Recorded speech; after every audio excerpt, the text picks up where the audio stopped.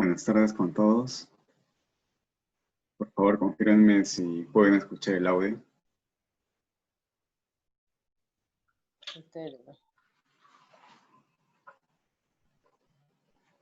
¿Sí? Bien, entonces...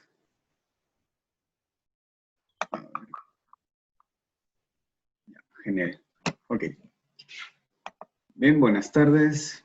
De parte del Centro Peruano de Altos Estudios, Investigación y Desarrollo Social y Medicina Perú, le damos la bienvenida a este curso de búsqueda de información de medicamentos en el contexto de seguimiento farmacoterapéutico aplicado al quehacer comunitario y hospitalario del profesional químico farmacéutico. En sí es un curso, un módulo que consta de 4 sesiones. En esta sesión vamos a ver respecto a la búsqueda de información de medicamentos. La próxima semana va a ser el seguimiento farmacoterapéutico en pacientes diabéticos. La siguiente, el seguimiento farmacoterapéutico en pacientes hipertensos. Y finalmente, farmacovigilancia. Mi nombre es Christopher Dávila, yo soy químico farmacéutico egresado de la Universidad Nacional Mayor de San Marcos. Estudié una maestría en química clínica también en San Marcos. Actualmente estudio la segunda especialidad en farmacia clínica. Soy residente de segundo año de farmacia clínica en el Hospital Guillermo Almenara Irigoyen. Bien, vamos a iniciar con esta sesión de búsqueda de información de medicamentos.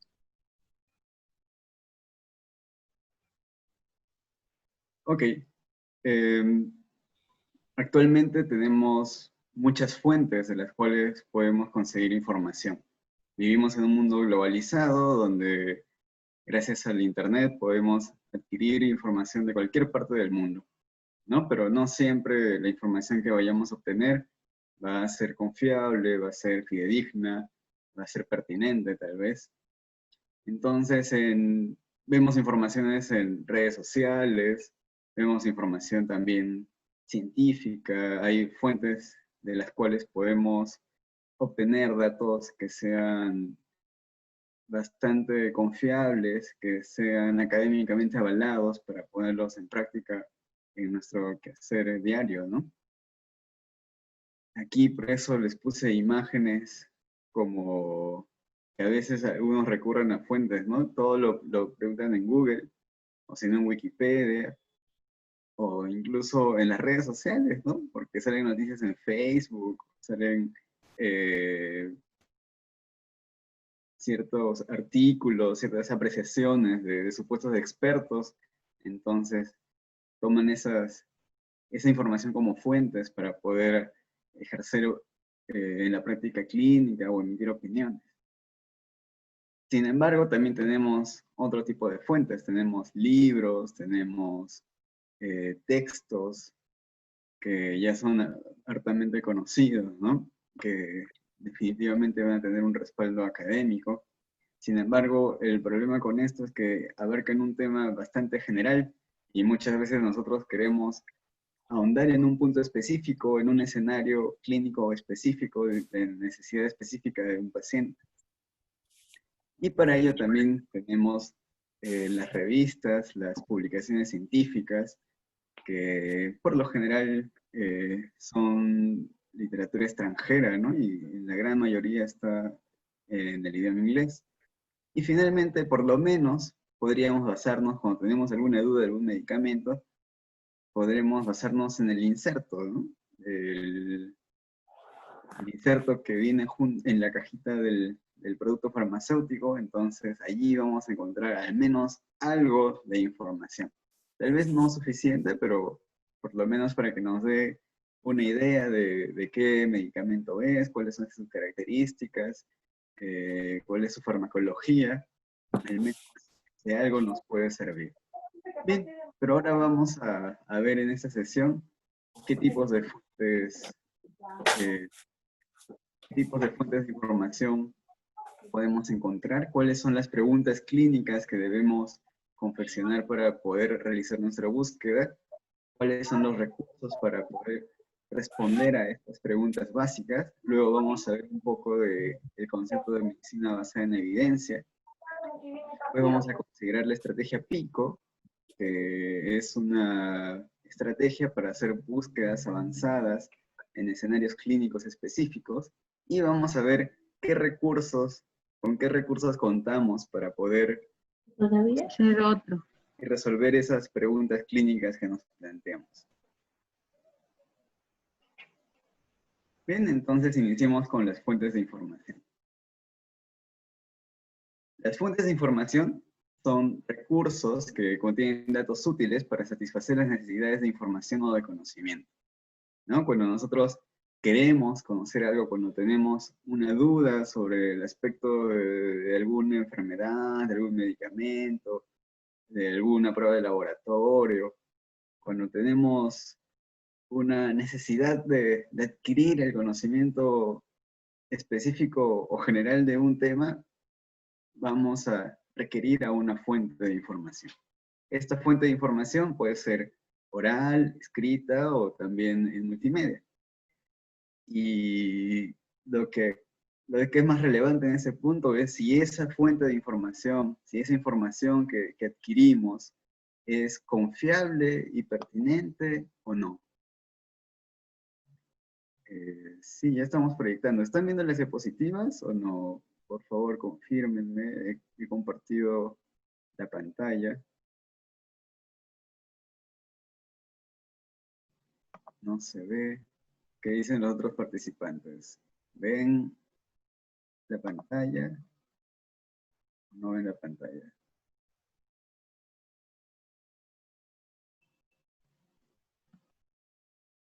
Ya, genial. Gracias. Entonces, continuemos. Bien, entonces, como les comentaba, vamos a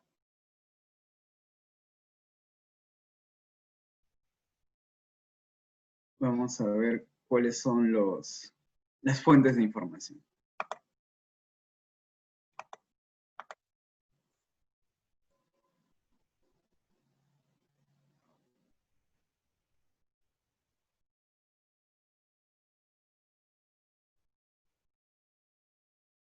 No avance la presentación. A ver, espérenme. Espérenme un rato.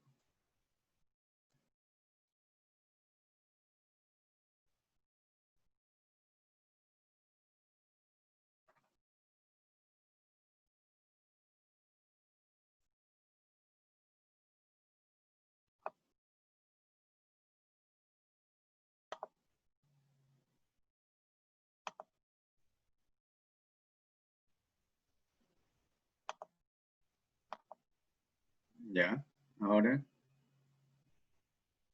¿Sí? ¿Ven que avanza? Ya, gracias. Bien, este es el contenido de la presentación de hoy.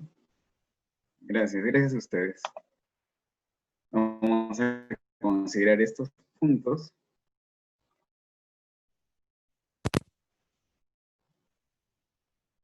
Vamos a ver cuáles son las fuentes de información. Y tenemos estos tipos de fuentes de información: las primarias, secundarias y terciarias. Las primarias consisten en aquellas que son información de primera mano, son aquellas que han sido redactadas, datos que han sido obtenidos por los mismos autores y que van a plasmarlos en un informe, en una tesis, en una monografía. Esas son las fuentes primarias. Las fuentes secundarias van a ser la información sintetizada y organizada de estas fuentes primarias, ¿no? Las enciclopedias, los diccionarios de consulta. Por ejemplo, aquí tenemos el diccionario de especialidades farmacéuticas, ¿no? El PLM, que creo que ya no hay versiones recientes, pero sí me acuerdo que hace años en las farmacias había estos diccionarios de especialidades farmacéuticas, y que básicamente contenían todos los insertos de diferentes productos farmacéuticos, ¿no? Que lógicamente eran patrocinados, que ellos mismos, los laboratorios que patrocinaban la edición, la impresión de este PLM. ¿Ya? Luego también, por ejemplo, tenemos este consultor clínico Ferri, que también es una recopilación de diferentes temas médicos, donde pues, se puede ver epidemiología, los signos y síntomas, los métodos diagnósticos, los tratamientos, pero así es bien breve, ¿no? O los vademecum, por ejemplo, también estaría aquí en las fuentes secundarias. Y finalmente las fuentes terciarias, que contienen información validada y sistematizada y derivan de las fuentes primarias o secundarias. Aquí ya tenemos los textos, los libros, por ejemplo, ahí pongo el libro de farmacología básica y clínica de Katzum, también puede ser un libro de bioquímica, un libro de medicina interna. También aquí ya entramos a las bases de datos. Vamos a ver estas bases de datos, el Micromedex, el PubMed, cómo se usan, qué es lo que contienen y cómo así es que vamos a apreciar que van a ser fuentes valiosas para nuestro quehacer farmacéutico diario. Bien, entonces, ¿cuál es el propósito de esta información? Una vez que obtenemos la información de una fuente, sea primaria, secundaria o terciaria, sea escrita, sea oral, sea multimedia, o también a veces nos dejamos llevar y porque lo vimos en Facebook, porque lo vimos en YouTube, o porque lo vimos en un periódico y lo damos por fidedigno. Entonces, esa fuente de información va a ser la base para el conocimiento farmacológico, ¿no? Todo el conocimiento clínico, bioquímico, farmacocinético, farmacotécnico que podamos adquirir de estas fuentes van a ser parte de nuestro conocimiento, de nuestros procesos mentales, nuestra cognición. Y esto, a su vez, nos va a llevar a tomar decisiones terapéuticas. En nuestro caso, como farmacéuticos, son decisiones farmacoterapéuticas. Y si nosotros nos hemos basado en fuentes de información no fidedignas, entonces nuestro conocimiento tampoco va a estar respaldado por fuentes científicas y nuestras decisiones no van a ser las correctas, ¿no? Por eso, allí radica la importancia de que desde la fuente tengamos una fuente que sea fidedigna, que sea útil, que pueda darnos información que esté científicamente respaldada. Bien, ahora vamos a ver cómo debemos o qué tipos de preguntas clínicas hay, cómo se formulan estas y cómo vamos a hacer nuestras búsquedas. Bien, cuando consideramos las preguntas clínicas, tenemos dos tipos de preguntas clínicas, las preguntas de preparación y las preguntas de acción.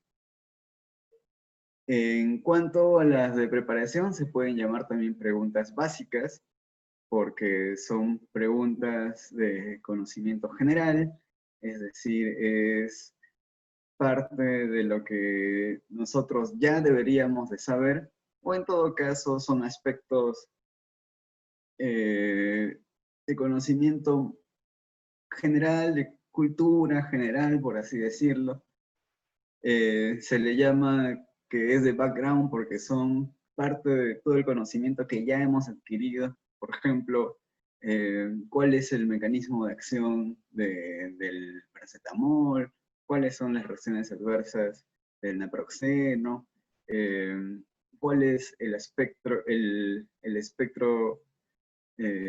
microbicida de la amoxicilina, ¿no? Entonces, esas preguntas de cuál, quién, qué, dónde, cómo, por qué, son parte de esas preguntas de preparación. Y van a abarcar a una enfermedad o un fármaco y los aspectos de este fármaco. Por ejemplo, ¿cuál es la epidemiología del COVID-19 aquí en Perú? ¿Cuál es la fisiopatología del SARS-CoV-2? Entonces, todas esas preguntas que podamos iniciarlas con estos términos de pregunta, van a ser parte de esas preguntas de preparación. Bien, y después de que tengamos todo ese conocimiento básico, este conocimiento general, vamos a poder ir después a las preguntas de acción, que son las preguntas específicas, que nos van a dar un conocimiento en particular para poder ser aplicado en un caso en particular, en un escenario clínico en particular. Se llama que son foreground porque son los conocimientos que vamos a adquirir, y para esto vamos a usar la estrategia PICO. Esta estrategia PICO la vamos a ver más adelante, y en sí va a abarcar problemas de salud de los pacientes de una manera particular, en tiempo real, y que va a repercutir en nuestras tomas de decisiones. Bien, entonces, preguntas de preparación, ejemplos de preguntas de preparación son estas. Como vamos a abarcar el seguimiento farmacoterapéutico en cuanto a la hipertensión y la diabetes, entonces los ejemplos que voy a presentar a lo largo de esta presentación van a ser sobre todo en estos aspectos, ¿no? La hipertensión y la diabetes. Bien, entonces, preguntas de preparación para esto, para que iniciemos nuestro seguimiento farmacoterapéutico en pacientes diabéticos o hipertensos, sería primeramente, ¿qué es la hipertensión? ¿Qué es la diabetes? ¿Cuál es la fisiopatología de la hipertensión? ¿Cuál es la fisiopatología de la diabetes? Y eso lo tenemos que tener muy claro, ¿no? Porque si no conocemos la fisiopatología de la diabetes y la hipertensión, menos vamos a conocer la farmacología. Y si no conocemos la farmacología, no vamos a saber cuáles son los objetivos terapéuticos o cómo podemos optimizar esos objetivos terapéuticos para poder colaborar con el equipo de salud y con el mismo paciente a poder alcanzar esos objetivos. Debemos saber también qué medicamentos se pueden utilizar para controlar la presión o para controlar la glicemia, dónde actúa la metformina, en qué nivel, cómo se metaboliza el enalapril, si es en el riñón, si es en el hígado, si hay enzimas en alguna otra parte. No solo cómo se metaboliza, cómo se distribuye, cómo se excreta. Incluso para eso podríamos ir un poco atrás, ¿no? Cuando hablamos de la farmacocinética, ¿qué es la absorción? ¿Qué es la distribución? ¿Qué es el metabolismo, la excreción? ¿Qué es el tiempo de vida media, la biodisponibilidad, el volumen de distribución? Entonces, son conceptos que en teoría ya deberíamos de conocer, que lo hemos visto en la universidad, y que tal vez por nuestro trabajo del día a día lo hemos dejado ya por bastante tiempo probablemente, pero si lo hemos aprendido en algún momento, con una leída, con una repasada, vamos a poder volver a obtener el conocimiento de estos conceptos básicos.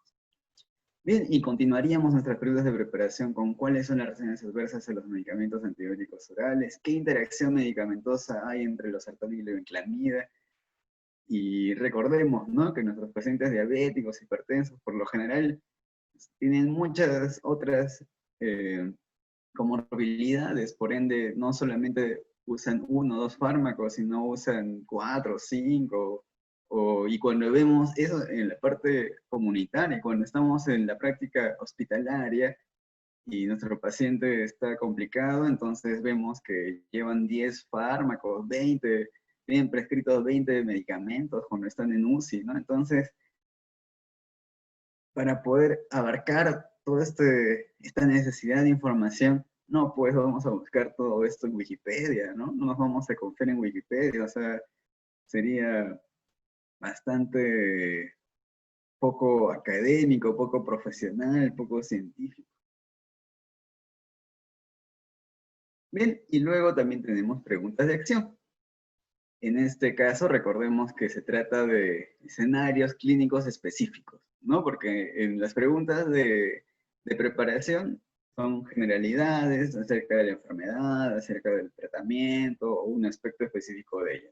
Pero en las preguntas de acción, que son las preguntas específicas, ya estamos en escenarios clínicos que se dan en la vida real, que son de pacientes específicos, y que al buscar esta información vamos a poder tomar una decisión farmacoterapéutica para poder sugerir al médico, para poder sugerir al paciente, para poder sugerir a los demás profesionales de la salud, y así podamos llegar a nuestras metas terapéuticas. Bien, entonces algunos ejemplos son La combinación de losartán y el lodipino controlará mejor la presión arterial que el losartán solo en pacientes hipertensos nuevos. ¿Será posible esto o no? La insulina glargina causará menos hipoglucemia que la insulina NPH en pacientes diabéticos. En pacientes hipertensos con compromiso renal, la hidroclorotiazida puede empeorar la función renal. En pacientes diabéticos afrodescendientes, el uso de enalapril previene el desarrollo de nefropatía diabética. ¿Ya? Entonces aquí ya estamos planteando preguntas que son específicas de un paciente o de un grupo de pacientes y que nos van a servir para poder responder y hacer nuestra búsqueda específica para este grupo de pacientes, para este caso clínico en particular, para luego plantear una solución, ¿no? Bien, entonces aquí tenemos un pequeño caso clínico de ejemplo. ¿Ya? A ver, tenemos a una mujer de 60 años que tiene hipertensión arterial hace 15 años, diabetes mellitus 2 hace 10 años, está con una presión arterial de 110,60, un hemoglucotés que da como resultado 70 miligramos por decilitro, y está en tratamiento con losartán. Losartán cada 12 horas, y insulina NPH 30 unidades en la mañana y en la noche. Acude a la farmacia refiriendo cefaleas, mareos, sudoración y palpitaciones, y solicita orientación farmacéutica. Ok, respecto a lo que estamos mencionando aquí, a ver, vamos a plantear preguntas clínicas básicas, ¿ya? O sea, respecto a la enfermedad, al diagnóstico, el tratamiento o la farmacología. A ver, por favor, en el chat o abriendo su micro, alguno de los participantes quiere plantearle una pregunta clínica básica.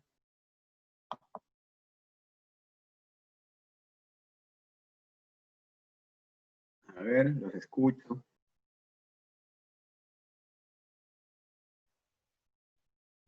Sobre la enfermedad, o pregunto. A ver, ¿dónde están los participantes?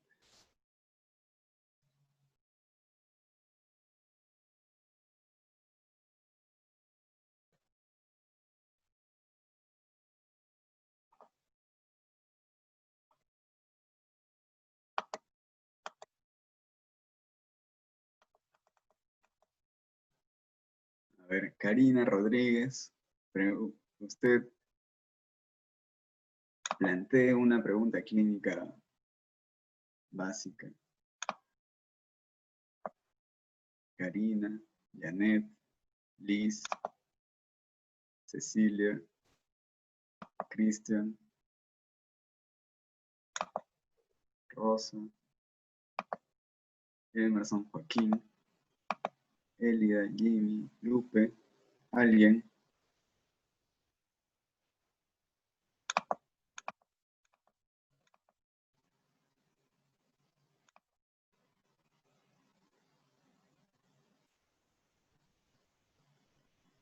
No se animan.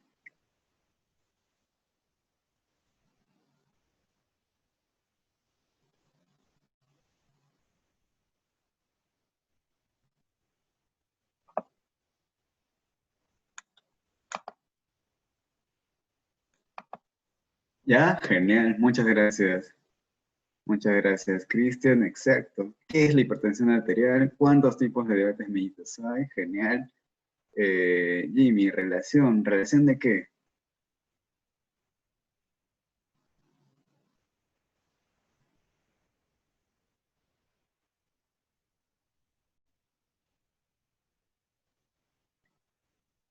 En cuanto a la farmacología, si le pregunto, no sé, a Karina, ¿cuál es el mecanismo de acción de la insulina NPH?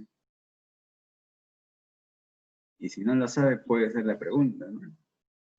Ahí está. ¿Cuál es la relación de la cefalea y la hipertensión arterial? Ya, genial.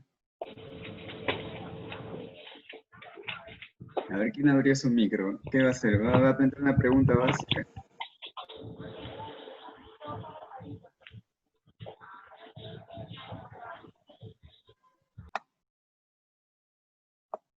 esos valores de presión arterial, de hemoglucotés, son normales, están muy altos, están muy bajos. Esa dosis de insulina es muy alta, muy baja. Bueno, ¿no? Hay muchos aspectos que se puede preguntar allí.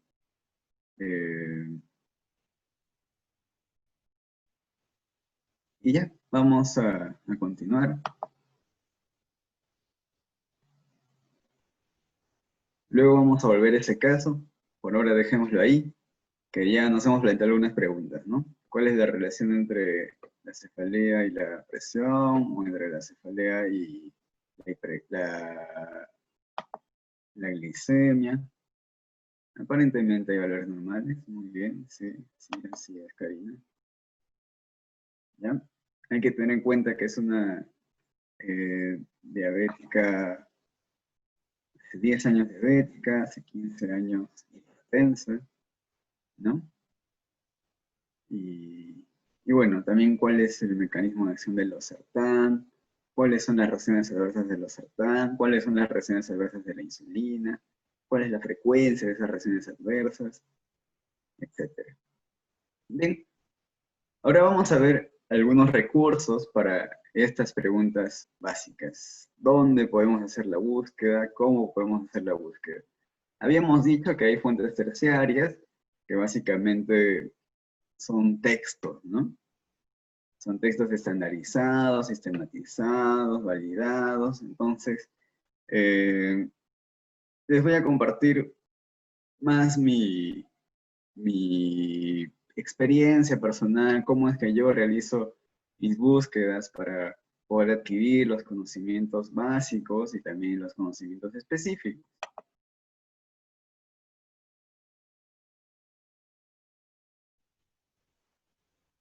¿Ya?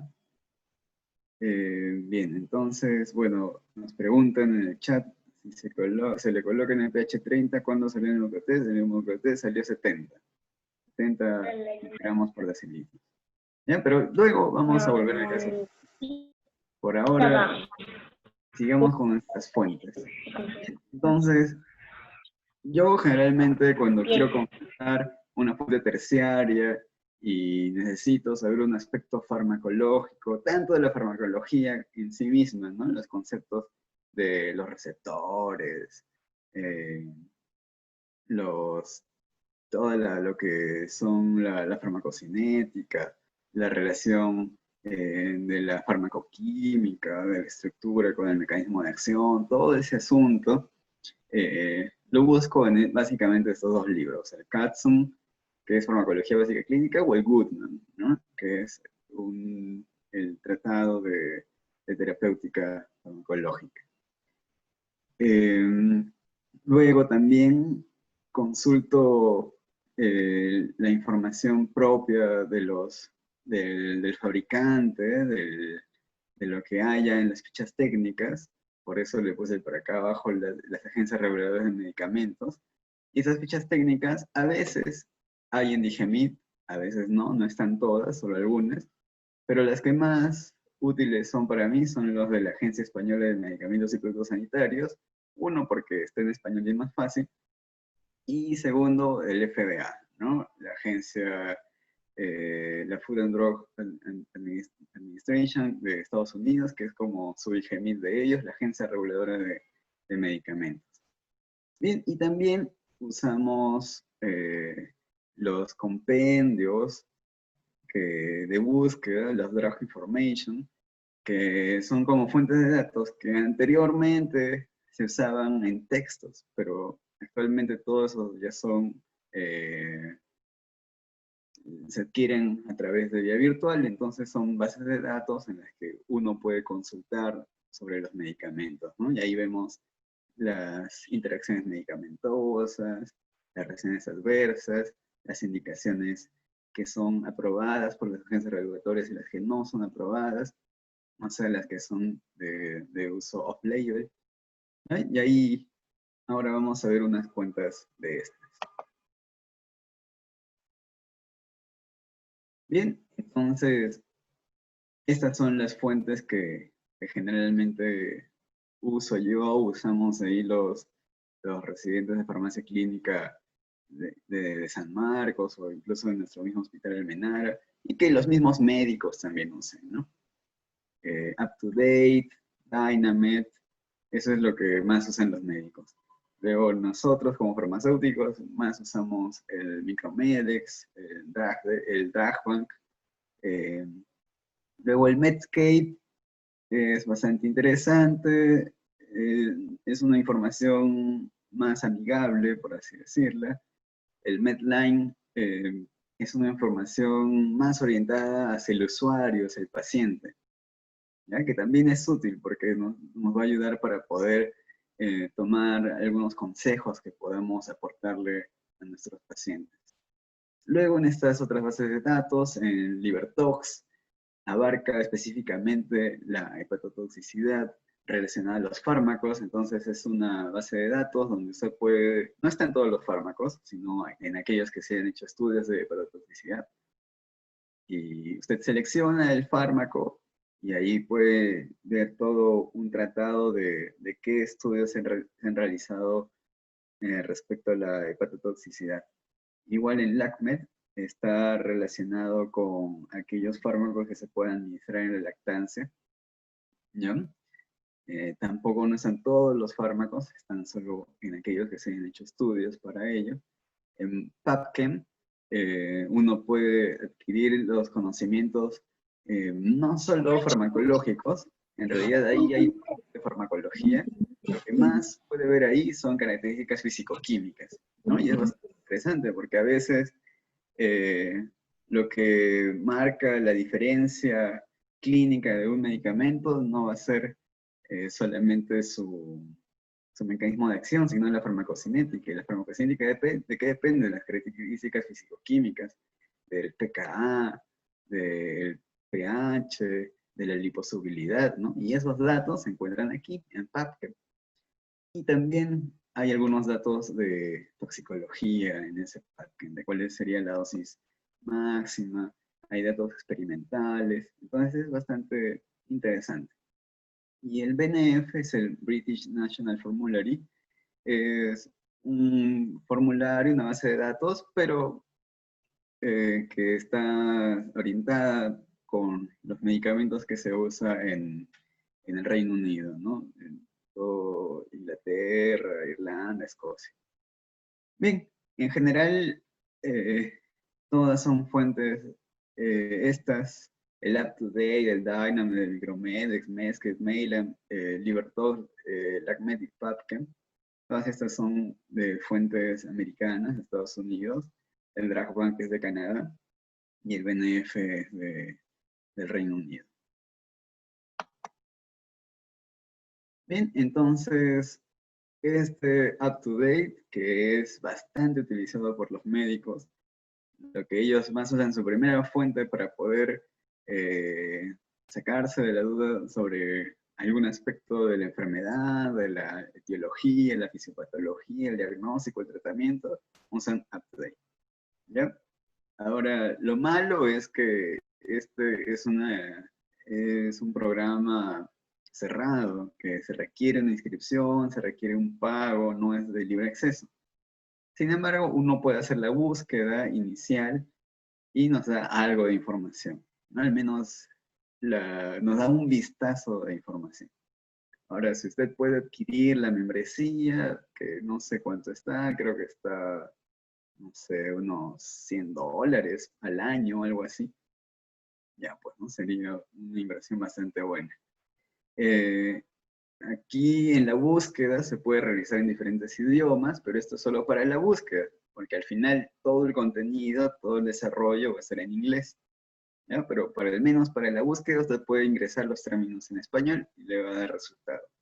Aquí en la caja de búsqueda usted pone un término y le va a poder dar los resultados. Por ejemplo, aquí puse hipertensión para poder ver qué datos nos dan sobre la hipertensión. Y aquí tenemos, ¿no? Que nos da, podemos también filtrarlo por información en adultos, en niños, o información dirigida a pacientes, que lógicamente va a tener un lenguaje más amigable. o los gráficos, algunas imágenes, tablas, algoritmos también. Y bueno, acá tenemos diferentes temas que se puedan tratar.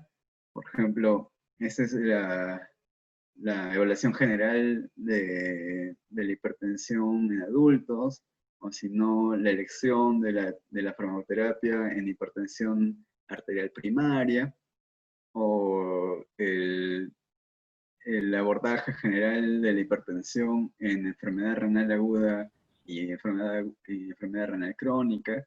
Entonces vamos a tener ahí diferentes aspectos para poder observar. A ver, Rosa Asenjo levantó la mano. ¿Quiere comentar algo, Rosa? Abra su micro para que comente.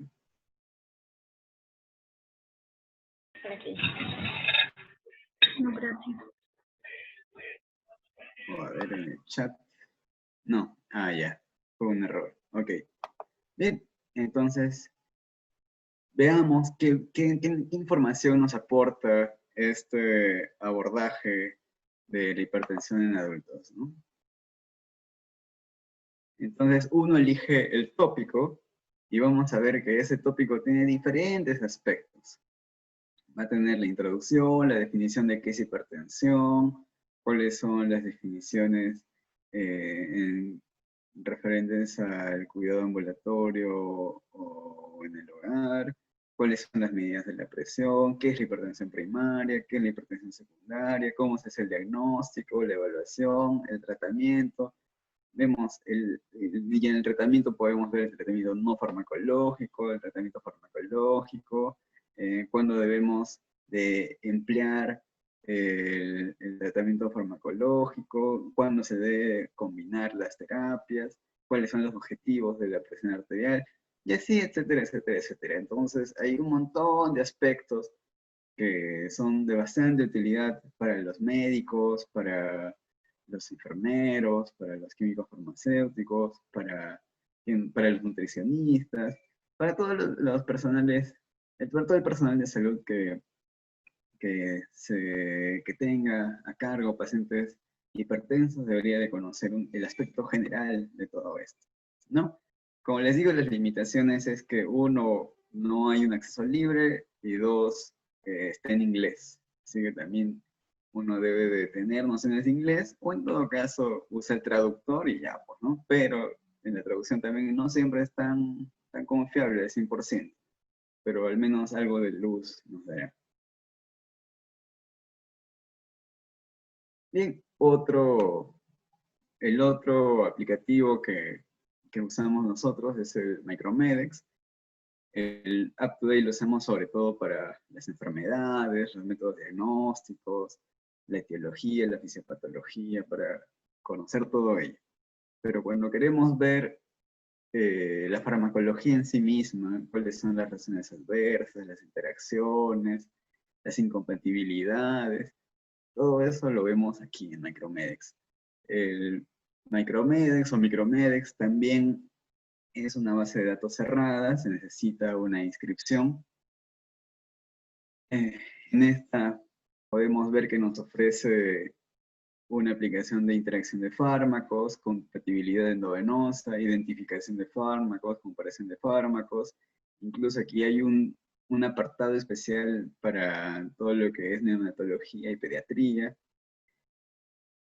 Por ejemplo, en Almenara, en el servicio de neonatología, lo que más usan es esto, el NeoFac, ¿ya?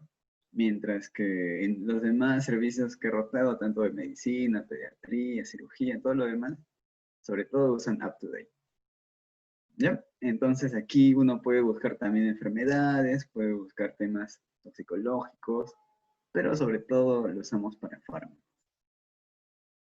Por ejemplo, aquí dice la búsqueda prepiolitazona, que es un antidiabético oral, y nos va a proporcionar información sobre cuáles son los usos que están aprobados por la FDA o fuera de esa aprobación, ¿no? El uso off-label, cuáles son las dosis ajustadas en insuficiencia hepática y renal, cuáles son las contraindicaciones, las precauciones, los efectos adversos, las interacciones, las incompatibilidades, el uso en la lactancia y en el embarazo, cuál es el mecanismo de acción, la farmacocinética, qué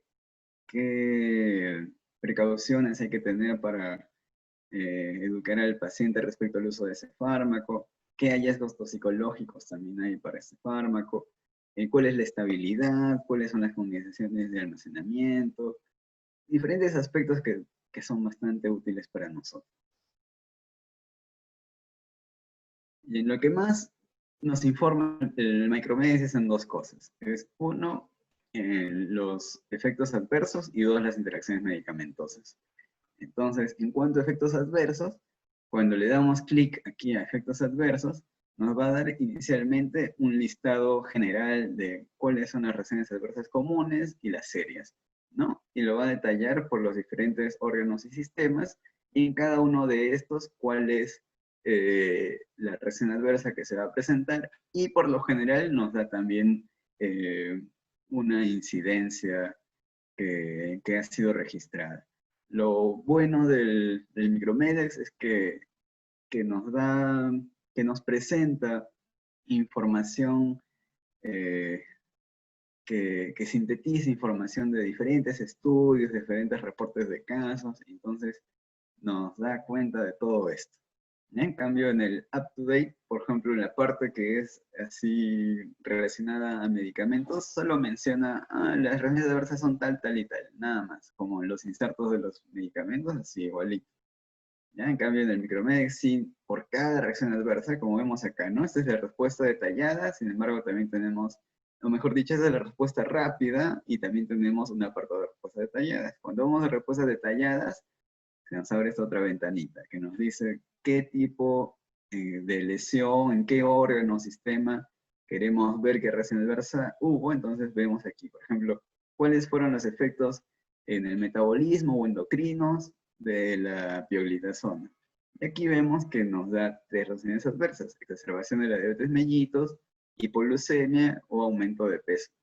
Y en cada uno de estos nos va a dar un pequeño resumen de cuál es la incidencia, qué estudios ha habido, incluso nos da la bibliografía, ¿no? Nos da la referencia bibliográfica y para que uno, si desea, puede ir hacia ese estudio que refiere para poder analizarlo.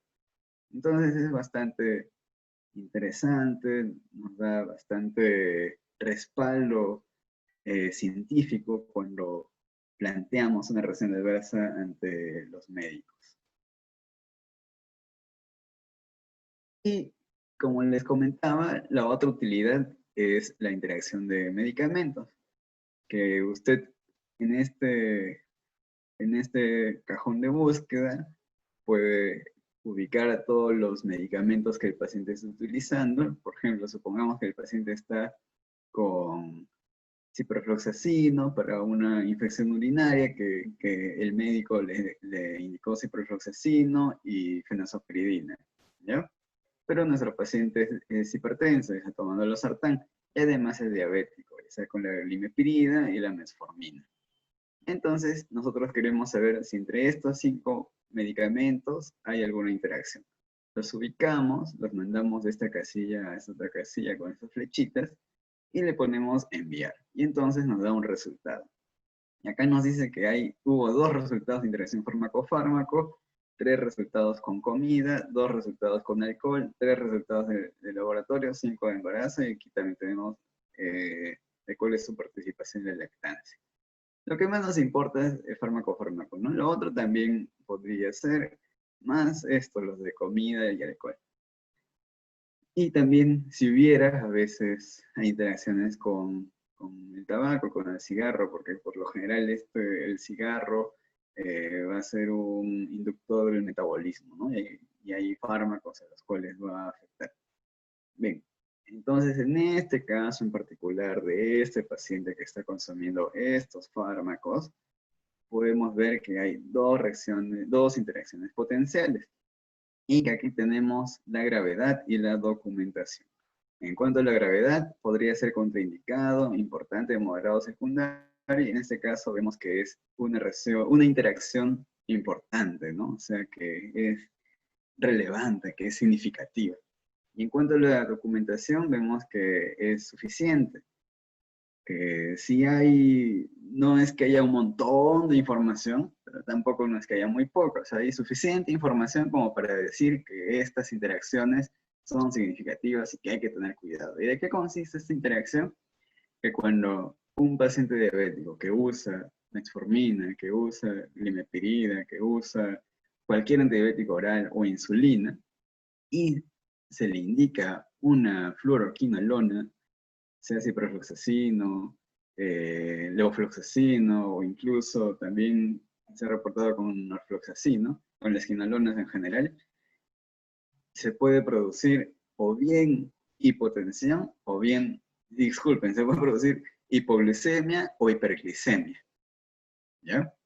O sea, este fenómeno de la disglicemia que se da cuando se combina una quinolona con un antidiabético, puede ser oral o insulina.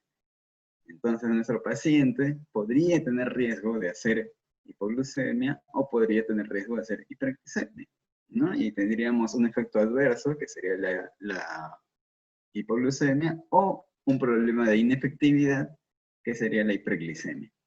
Entonces, ahí nuestra sugerencia sería que decirle al médico que le cambie a otro fármaco, ¿no? Que no trate esa infección urinaria con ciprofloxacino, podría tratarla con hidrofurantoína, por ejemplo.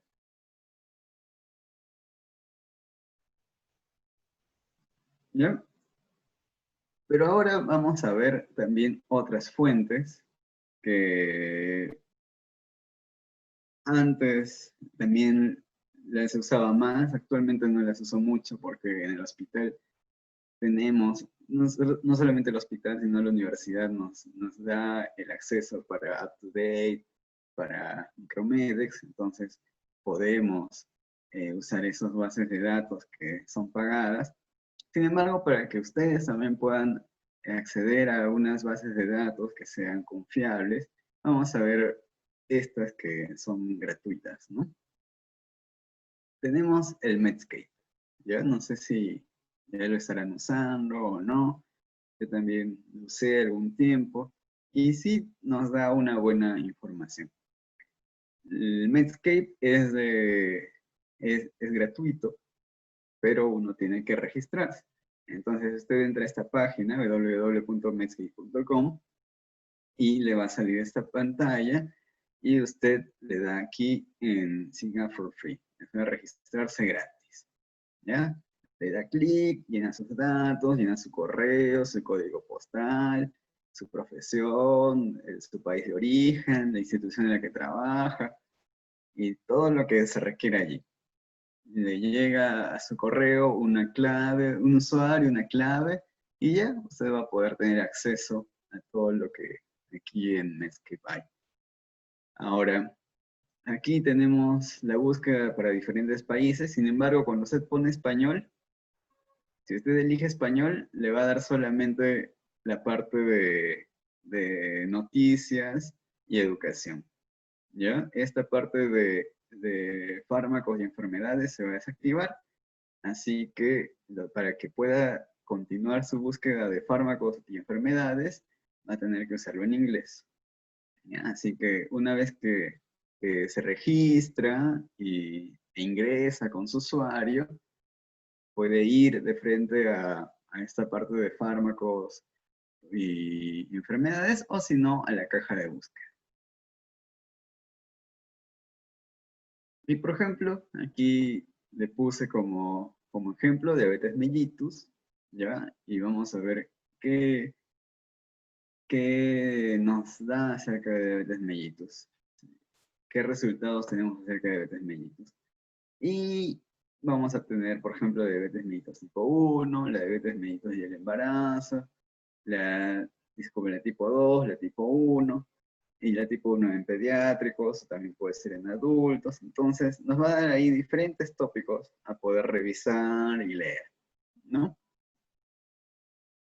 Entonces, cuando uno le da clic, similar, muy similar a lo que en UpToDate tenemos, ¿no? Pero en UpToDate es una extensión bastante amplia porque es una información validada, una información actualizada. El Medscape también se actualiza, sí, pero al menos para nuestros fines de que es adquirir un conocimiento general, es bastante bueno porque nos da información resumida, información bastante digerible, nos pone gráficos, entonces es una fuente bastante buena para poder adquirir esos conocimientos generales sobre las enfermedades. Aquí podemos ver la fisiopatología, la etiología, la epidemiología, el pronóstico y qué otros aspectos relacionados a la educación del paciente podemos tener. ¿Ya? Además también tenemos los tratamientos, las guías clínicas, entonces es bastante amplio y es bastante bueno. Me parece una buena herramienta que todos podemos usar. Y además, también cuando usted le da clic, a ver, volvamos por acá. Cuando usted le da clic a esta parte de Drag and Disease, cuando le da clic allí, se va a abrir esta otra caja. Esta, donde usted va a poder buscar por medicamentos que pueden ser, ¿no? Especialidades farmacéuticas, productos de libre venta o productos naturales, o por enfermedades, incluso procedimientos o aspectos anatómicos, pruebas de laboratorio, diferentes temas, pero aquí lo que más nos llama la atención es el revisor de interacciones medicamentosas, ¿ya? El Drug Interaction Checker. Que igual, usted le hace clic, se va a abrir esta otra ventanita, y aquí usted va a poder ingresar cada uno de los medicamentos. Entonces tenemos lo mismo, ¿no? Nuestro paciente que está tomando limepirida y metformina, y le está indicando ciprofloxacina con fenazopiridina. Y miren, de todas maneras nos da la misma interacción medicamentosa, que el ciprofloxacino con la metformina o el ciprofloxacino con la glimepirida, ambos pueden ocasionar o bien hiperglicemia o bien hipoglucemia, y incluso acá nos da el riesgo, nos dice que debe de monitorizarse, ¿no? Entonces también es una buena, y vemos que es lo mismo que nos dio el Micromedex. A veces, aquí en el Medscape, salen algunas interacciones que en el Micromedex no salen, e incluso las catalogan como interacción de riesgo. Entonces, habría que ver qué tipo de interacción es la que este aplicativo propone como significativa. Sin embargo, en la generalidad es bastante útil y es confiable, ¿no? Entonces, yo francamente les recomiendo que si hasta ahora no se han inscrito a Medscape, lo hagan, solamente ingresan, se registren con su correo electrónico y ya está, y van a poder tener acceso a esta literatura actualizada, confiable y amigable acerca de las enfermedades, también acerca de los medicamentos. También tiene la parte que nos habla del mecanismo de acción, la farmacocinética, las reacciones adversas, y sobre todo eso es lo que es más útil para nosotros, que es el revisor de interacciones medicamentosas, ¿no? Bien, otra fuente de información que también es bastante útil es el Medline Plus. Este Medline Plus ingresa usted con este con esta búsqueda, lo puede copiar y lo pega en el buscador, o si no en Google de frente pone Medline Plus y ya sale. Y aquí sí usted puede seleccionar que sea de idioma español, y sí, todo va a salir en español. ¿Ya? Hasta así no necesita traducir, nada. Eso todo está en español y toda la información está habilitada. Entonces, aquí hacemos nuestra búsqueda, por ejemplo, hipertensión arterial, y vemos que acá ya nos habla con un término mucho más coloquial, mucho más amigable, ¿no? Nos habla sobre la presión arterial alta.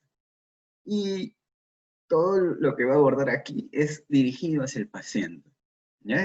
Esta información, esta página del Medline Plus está dirigida al usuario. Entonces, nosotros somos profesionales de salud, hemos estudiado en la universidad, entonces ya tenemos conocimientos, pueden hablarnos de términos técnicos y lo podemos entender. Pero al paciente común y silvestre no. Entonces, en esta página encontramos un lenguaje bastante simple para que el paciente pueda entender, tanto de enfermedades como de medicamentos también, ¿no? Por ejemplo, acá hemos buscado la insulina humana, igual nos habla sobre la inyección de insulina humana y nos va a responder esas preguntas. ¿Cuáles son las condiciones o enfermedades para las que se indica? ¿Cómo debe usar ese medicamento? ¿Qué otros usos se les da? ¿Cuáles son las precauciones? Etcétera, etcétera, etcétera. Entonces, todo esto va a ser un lenguaje bastante amigable, bastante digerible, que podemos usarlo tal vez para nuestro propio conocimiento, o si no, para poder obtener información y poder proporcionársela a nuestro paciente de una manera que ellos puedan entenderlo mejor. Bien, entonces, yo creo que con esas dos fuentes sería bastante provechoso, con el Medscape, que nos da enfermedades, nos da las interacciones medicamentosas, nos da también una revisión general de sus efectos adversos, y con el Medline para la educación de nuestros pacientes, sea en un ámbito hospitalario o comunitario, ¿no? Y esta otra fuente que también yo uso es el DRAGBank, que como les comentaba es de Canadá. ¿Ya? Aquí está el link para poder ingresar. Aquí usted ingresa el fármaco. ¿Ya? Aquí por default aparece Tylenol, que es el paracetamol, pero usted puede poner cualquier otro fármaco y le da Enter. Aquí no se da la lupita porque no entra. Acá usted escribe el fármaco y tiene que poner Enter. Ok. Y para mí, sobre todo aquí es bastante interesante porque le va a dar un aspecto farmacológico, bioquímico, molecular. O sea, si usted es bastante curioso y quiere saber exactamente cuál es el receptor, cuál es la parte incluso genética, cuál es la enzima, cuál es el transportador, cómo así ingresa un fármaco dentro de la célula, a través de qué transportador, aquí en DragoBank usted va a encontrar esa información. Entonces, toda la parte farmacológica, desde un punto de vista molecular, para mí esta página es bastante buena. ¿Ya? Entonces aquí, por ejemplo, si usted busca el losartán, aquí va a tener que tiene un target, o sea, un, un punto de acción, una diana terapéutica. Hay 9 enzimas que van a metabolizar a este losartán.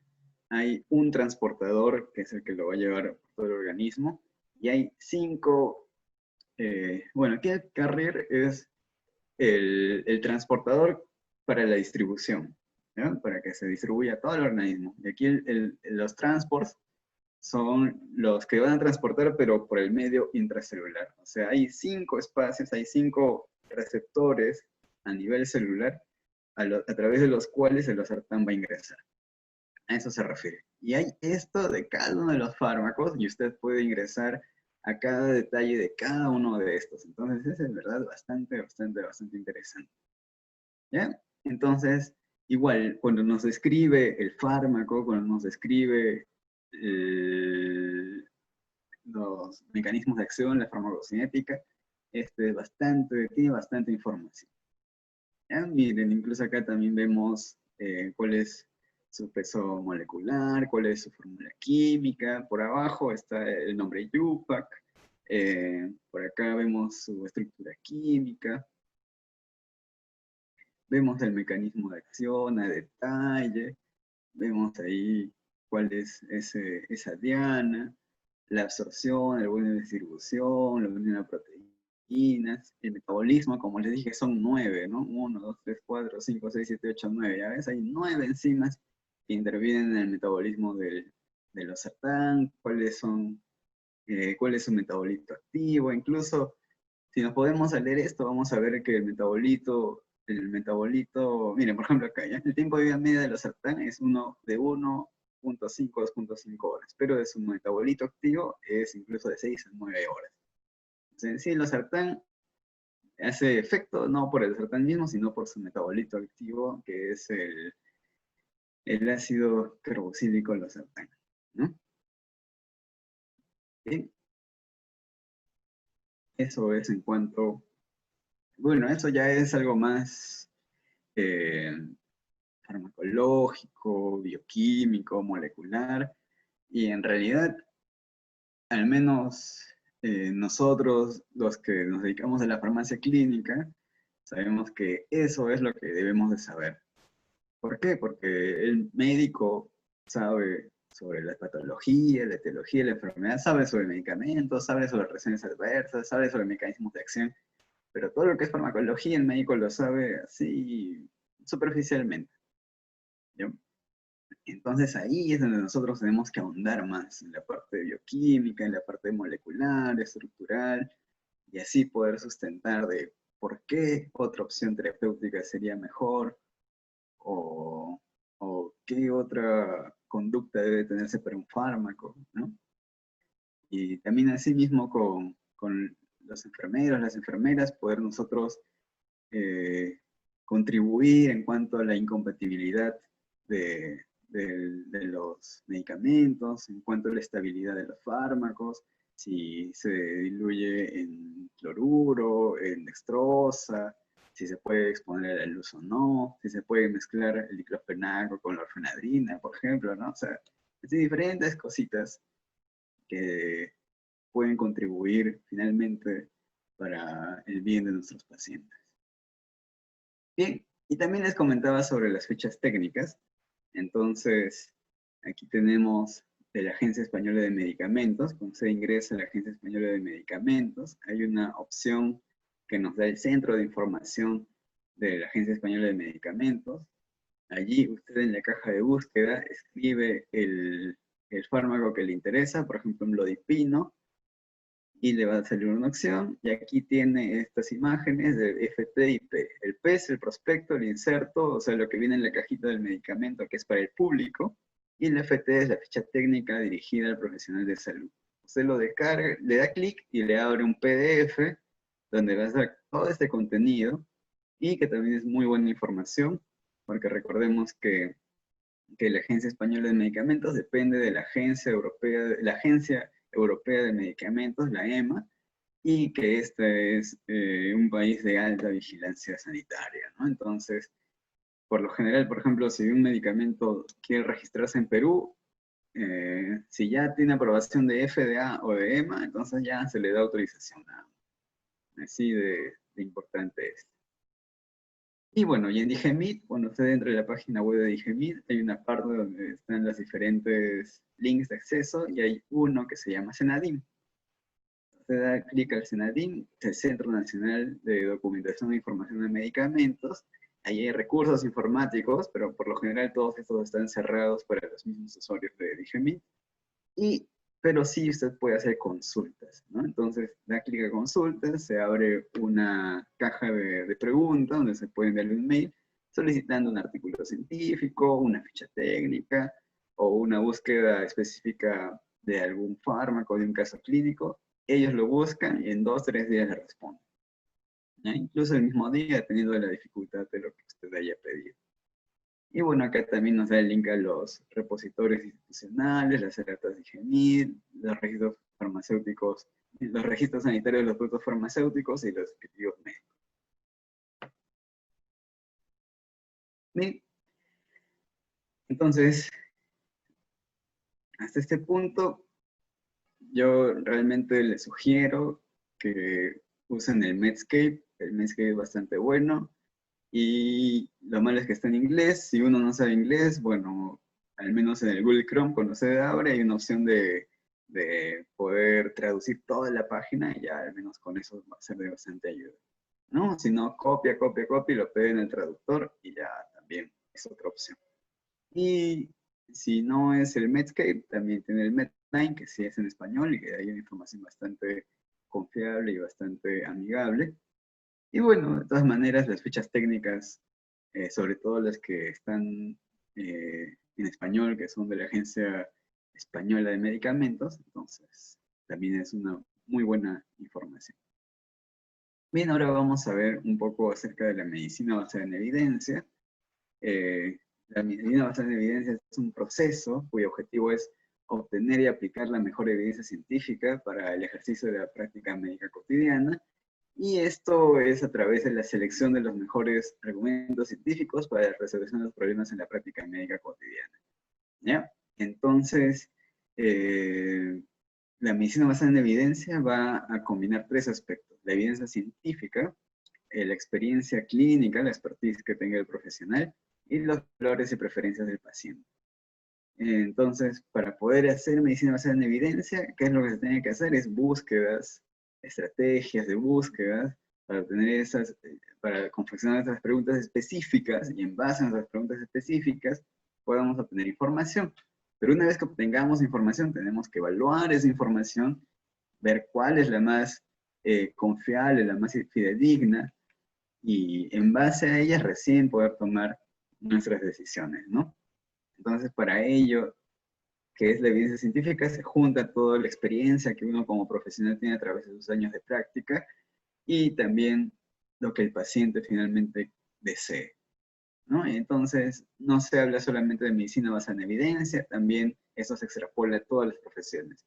Enfermería basada en evidencia, nutrición basada en evidencia, psicología basada en evidencia, y lógicamente farmacia basada en evidencia. Entonces, este es el proceso. Primero se formula una pregunta clínica, se busca las pruebas, se valora esas pruebas, se lleva a la práctica, se lleva a la práctica las conclusiones a las que se haya llegado en función de la búsqueda, se lleva a la práctica y se valoran los resultados. Entonces, cuando uno hace todo este proceso, va a hacer medicina basada en evidencia. Ahora, esta evidencia, ¿cómo está constituida? Básicamente tenemos que hacer nuestras búsquedas en publicaciones científicas, ¿no? Entonces, cuando usted encuentra publicaciones científicas, hay estudios de todo tipo.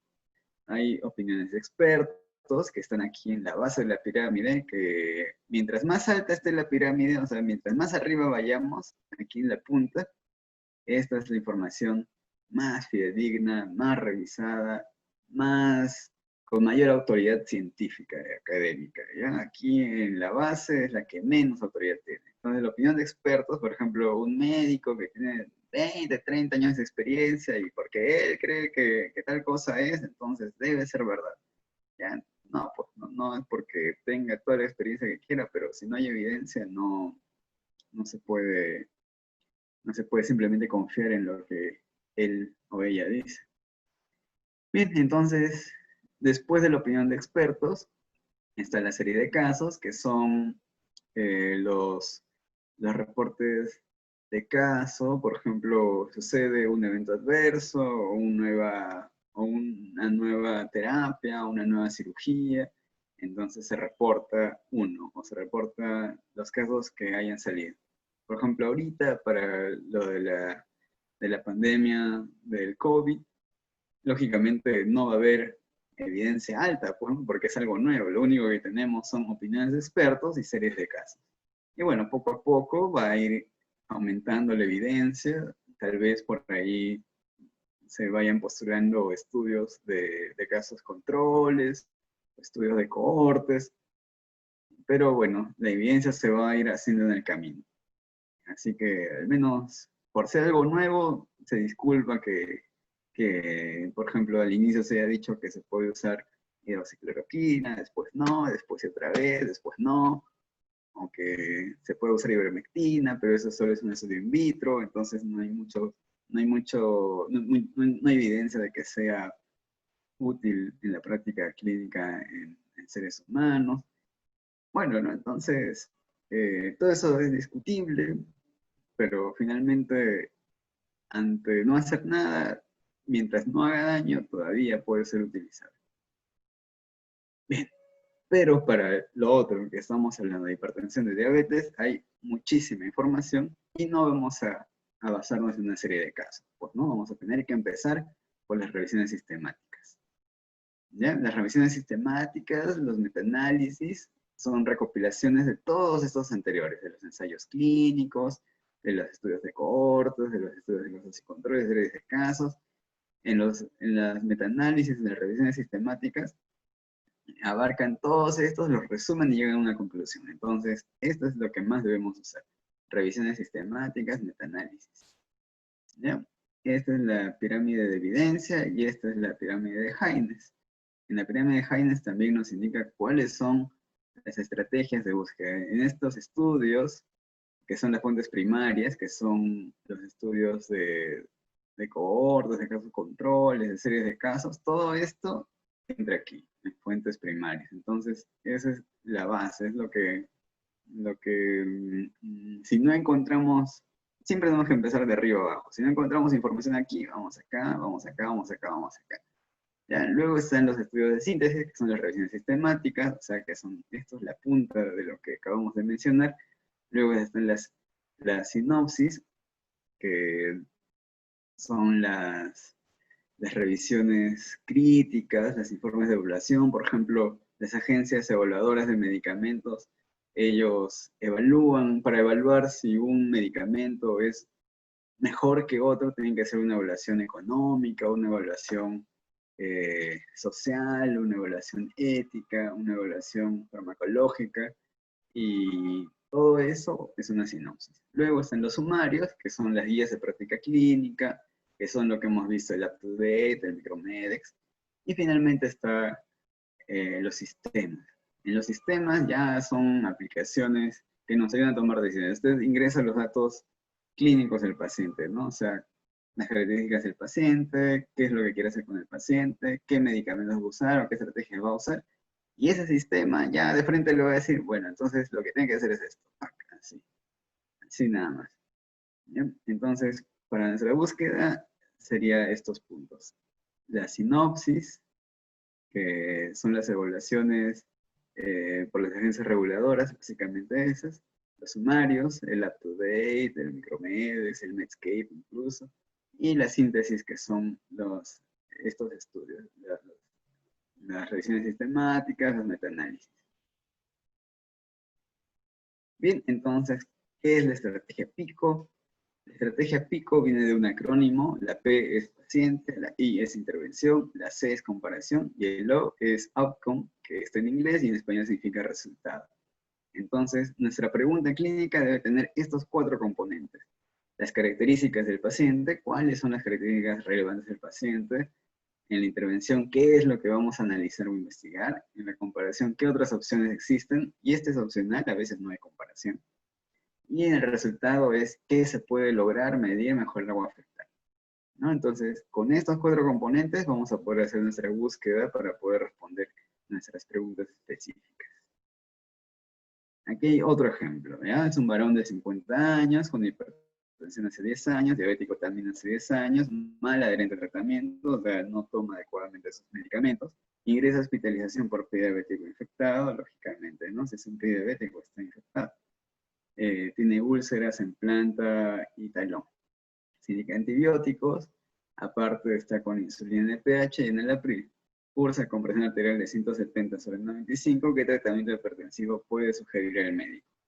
Entonces, usted está en el hospital, está ahí acompañando la visita médica y se da cuenta que ese paciente tiene todas esas características y su presión arterial está descontrolada, ¿no? Porque lo ideal sería para un diabético, para un hipertenso ya de 10 años, lo ideal es 140/90, pero este paciente tiene 170/95. Y no solamente es de ese momento, ¿no? Seguramente todo el tiempo es así. Y si vemos la gráfica de enfermería, de las funciones vitales, probablemente vemos que está en 180, 190, 170, 160 y por ahí, no que otro día 140. La sistólica. ¿Ya? Entonces, definitivamente no está siendo efectivo enalapril. Y entonces, yo como farmacéutico digo, ya, voy a buscar qué otro medicamento, qué otra estrategia puedo plantear del médico. ¿Ya? Entonces, ¿cuáles son las características del paciente? Es diabético y es hipertenso. ¿Cuál es la intervención? Enalapril. ¿Cuál es la comparación? Yo quiero comparar si los sartán, lo dipino, si la combinación de los dos puede ser útil en comparación al enalapril para poder controlar la presión arterial. ¿Y cuál es el resultado? Eso, ¿no? Controlar la presión arterial. A ver, de nuestro caso anterior, de lo mismo que habíamos dicho, de la mujer de 70 años, que es diabética, hipertensa, que está con una presión de 110 sobre 60, una hemoglucosa de 70, y está con la sartán, insulina en pH en 30 unidades mañana y noche, y acude por cefalea, mareo sobre ya. Ok, entonces, plantee usted la pregunta pico. ¿Cuáles serían las características del paciente? A ver, participantes. ¿Cuál sería la P del paciente en este caso? ¿Cuáles son las características del paciente? ¿Por el chat o por el micro? A ver, ahí veo el chat. Ya, muy bien. Las características iniciales sería que es hipertensa, que es diabético y además es la edad, ¿no? Porque ya es una paciente de 65 años, de 60 años. Aún no llega a la tercera edad, pero aunque recientes, si mal no recuerdo, he visto que recientemente se está proponiendo que ya a partir de 60 años adulto mayor. Pero creo que es solo una propuesta. Pero bueno, ya al menos diabético, hipertenso. Ok, la intervención. A ver, ¿cuál sería la intervención acá?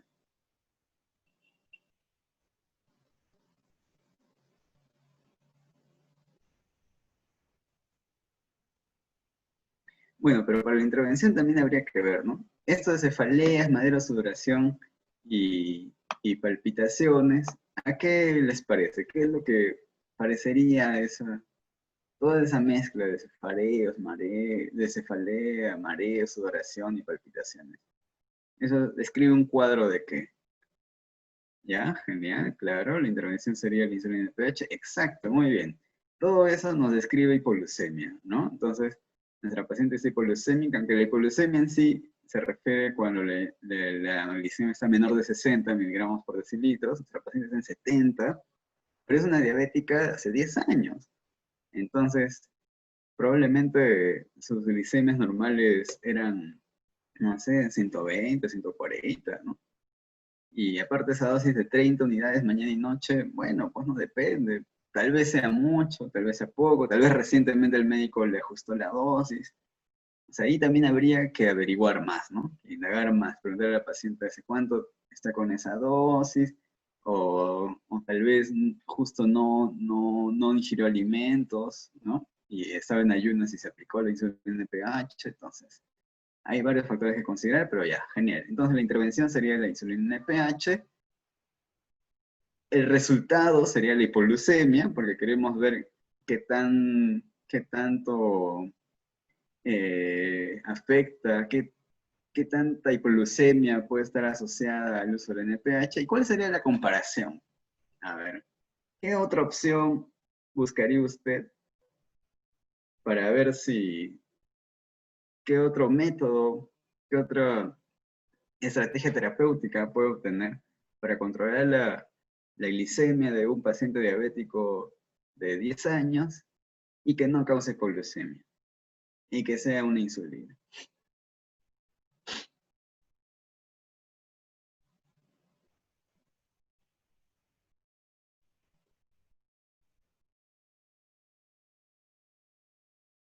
Ya, la glargina, ¿no?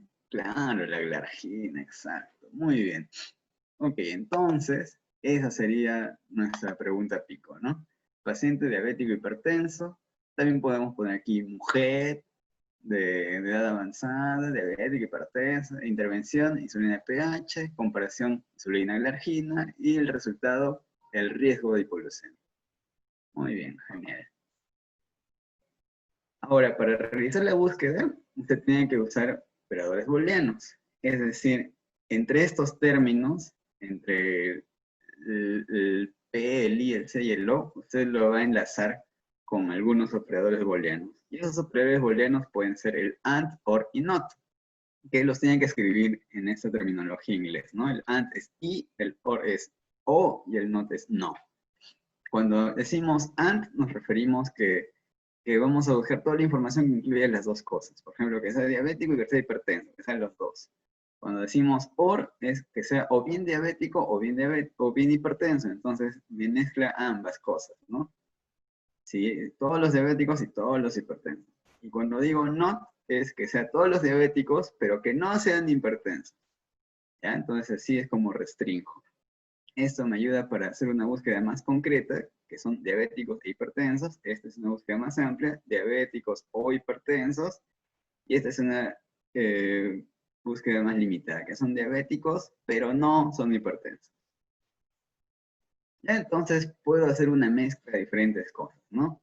El P, el ANT, el paciente, ANT intervención, ANT comparación, ANT outcome. Ya, aquí lo que estábamos, ¿no? Nuestra diabetes, la insulina pH, la insulina alergina y la hipoglucemia. O puedo tener dos características, diabetes y hipertensión. Este es otro caso, ¿ya? Diabetes y hipertensión. Y quiero ver, este paciente está tomando la sartán en el abril, pero quiero ver qué fuera si solamente es un nifedipino y qué resultados tengo en cuanto a la nefroprotección, pero que no me dé nada que ver con la presión arterial. Porque acá no me interesa la presión arterial, sino lo que quiero ver es la nefroprotección. ¿Ya? O en todo caso, a ver, quiero ver un paciente que sea hipertenso y que sea obeso, pero que no sea diabético, y quiero ver el uso de la furosemida con el iversertán. Y acá ya no tengo comparador y de frente me da el resultado. Y quiero ver qué efectos tengo sobre los edemas o sobre la hipotensión, ¿no? O sea, la efectividad en los edemas o la seguridad o la reacción adversa que es la hipotensión. Entonces, usted puede plantear su estructura pico, o mejor dicho, su estrategia de búsqueda puede ser bien amplia, con todos esos operadores booleanos, combinar el not, el or, el and, hacerle ahí los paréntesis para que sea solo específico por aquí y por allá. Y por eso, como usted puede ver, se arma una pregunta clínica bien específica para un escenario clínico en particular, en tiempo real, para un paciente que usted está viendo en ese momento, y así usted va a poder encontrar información con la que puede intervenir con el equipo de salud, con el mismo paciente, con el cuidador. Y ahora, ¿cuáles son esos recursos en los que vamos a poder buscar estas preguntas específicas? Para mí, en lo personal, es el PubMed, ¿no? Yo hago todas mis búsquedas en PubMed. Usted ingresa ahí con ese link, o pone en el Google, pone PubMed y ya, pues, ¿no? Ingresa ahí. Entra a la página, a la caja de búsqueda, y en esa caja de búsqueda, usted copia ese pico que acabamos de hacer, ¿no? Diabetes, insulina pH, insulina alergina, hipoglucemia. Pero si usted busca en español, no le va a salir nada, ¿no? Ahí ningún resultado fue hallado. Y si usted pone en inglés, diabetes, insulina pH, insulina alergina, hypoglycemia, ahí sí, tiene 345 resultados. Entonces, si usted no maneja el inglés, puede ir al traductor de Google, pone ahí su pico que armó, lo traduce y esto nuevamente ¡pac!, lo copia y ya está, ¿no? Entonces busca y ya, tiene 345 resultados. Ahora, de esos 345 resultados, no va a estar leyendo 345 estudios clínicos, pues, ¿no? O sea, ahí va a tener revisiones sistemáticas, metaanálisis, guías de prácticas clínicas, reportes de casos, estudios de cohortes, estudios de casos y controles, estudios transversales. Va a tener un montón de información y no va a tener tiempo para leer los 345 resultados. Además que lo que usted quiere es plantear una solución ya, ¿no? Para intervenir ya en el paciente. Así que lo que usted puede hacer es filtrar, usar los filtros. Va a tener filtros aquí a la izquierda y a la derecha. A la derecha puede filtrarlo por la mejor, por el mejor match, o sea, la mejor correspondencia, o por las publicaciones más recientes, ¿no? Y es bastante interesante porque ahora, por ejemplo, generalmente yo busco todo el más reciente. Entonces, sí puedo ver estudios del 2020 que están recién publicados de junio, de julio, y podemos ver qué novedades hay, ¿ya? Y también se puede filtrar por el tipo de artículo, si quiere metaanálisis, si quiere estudios clínicos controlados, si quiere revisiones temáticas, si quiere revisiones sistemáticas. Si quiere usted ahondar sobre un aspecto teórico, sería revisiones. Pero si usted quiere ahondar sobre evaluación clínica, sería revisión sistemática. Y ahí también lo limita en el tiempo de búsqueda, ¿no? En el último año, en los 5 años, en los 10 años. Y también hay filtros adicionales que puedo usar por especies, porque a veces hay estudios experimentales o en humanos. El lenguaje también puede ser en español, ¿no? El sexo en varones o mujeres. El subject son 2 temas. Este solo nos abarca 3 temas, me parece. Cáncer, VIH, SIDA y el otro que creo que es medicina complementaria, no me acuerdo. ¿Ya? El tipo de publicación y la edad, el grupo etario, ¿no? Si es en niños, si son adolescentes, si es en neonatos, si es en adultos, y todo eso se puede filtrar.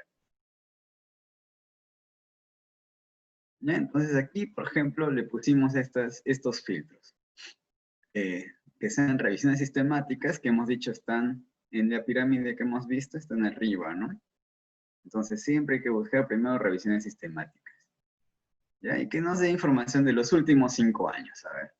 Ya, entonces hemos hemos aplicado esos filtros y cuando aplicamos nuestros filtros, vamos a ver que tenemos 8 resultados. A ver, ¿dónde están los 8 resultados?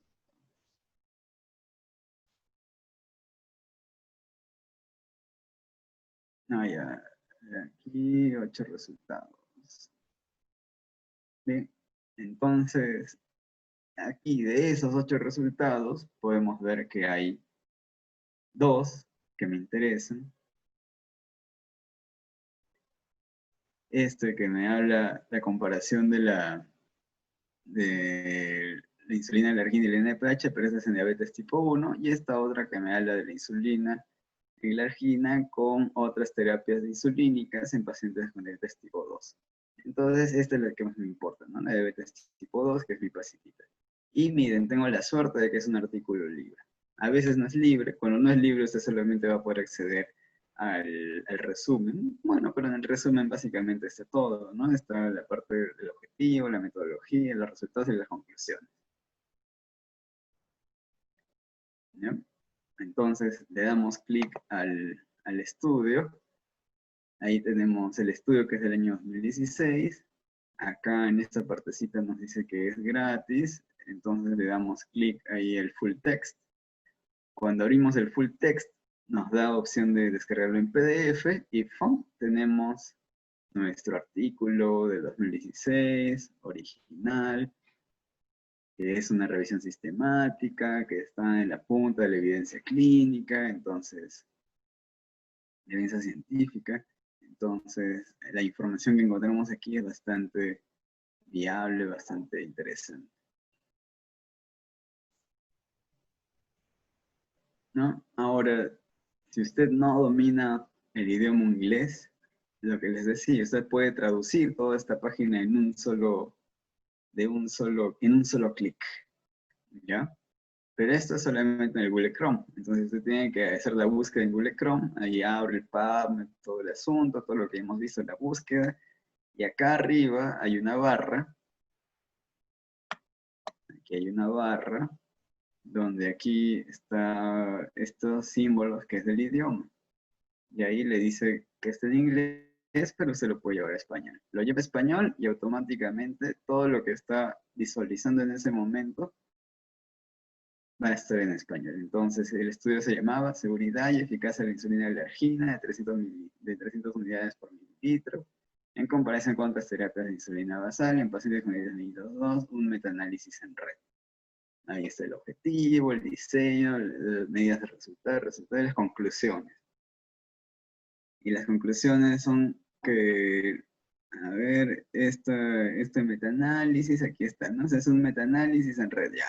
El NMA significa metaanálisis en red. Entonces, este metaanálisis sugiere que la alergina de 300 también se asocia con un riesgo significativamente menor de hipoglucemia nocturna en comparación de NPH, la insulina premezclada. Entonces, la alergina va a tener menos hipoglucemia nocturna, sobre todo, respecto al uso de NPH o la insulina premezclada, que es la 7030, ¿no? Que contiene la insulina R y la insulina NPH. Entonces, aquí tenemos un estudio que nos indica que sí, nuestro paciente podría usar la insulina alergina y así evitar episodios de hipoglucemia.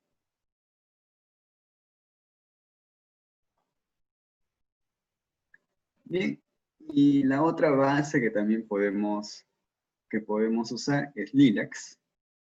LILAC es la literatura latinoamericana del Caribe en ciencias de salud. Entonces, como es latinoamericana y del Caribe, vamos a tener fuentes que no necesariamente vamos a encontrar en PubMed, y aquí se va a ver estudios latinoamericanos y también del Caribe. Igual, lógicamente es en español. En la caja de búsqueda usted coloca su pico, que ya lo habíamos visto antes: diabetes, insulina pH, insulina alergina, hipoglucemia. Y aquí, por ejemplo, hemos obtenido solamente 5 resultados, ¿ya? Y aquí podemos filtrar, nos da por temas, por el asunto principal, por el tipo de estudio, por el idioma. Había 3 estudios en español, 2 en portugués y 1 en inglés. Y podemos restringir también las fechas. Y aquí, por ejemplo, estos 2 me parecen a mí interesantes.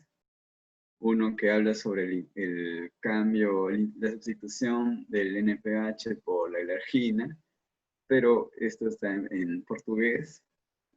También imagino que por lo menos el resumen está en inglés, así que si domina portugués o inglés, ahí está. Si no, igual uso traductor y ya listo. Y también, si yo quiero ilustrarme en algo más, puedo ver este estudio que abarca sobre los análogos de insulina, ¿no? ¿Qué tipos de análogos de insulina hay? ¿Cómo se usan? ¿Cuáles son sus características? ¿Cuáles son sus diferencias? Y vemos que este es un estudio peruano, ¿no? De la Facultad de Medicina de San Marcos, aunque es del 2001, no sé qué tan actualizado esté, porque ya estamos como a 20 años del 2001, pero bueno, algo de información me dará.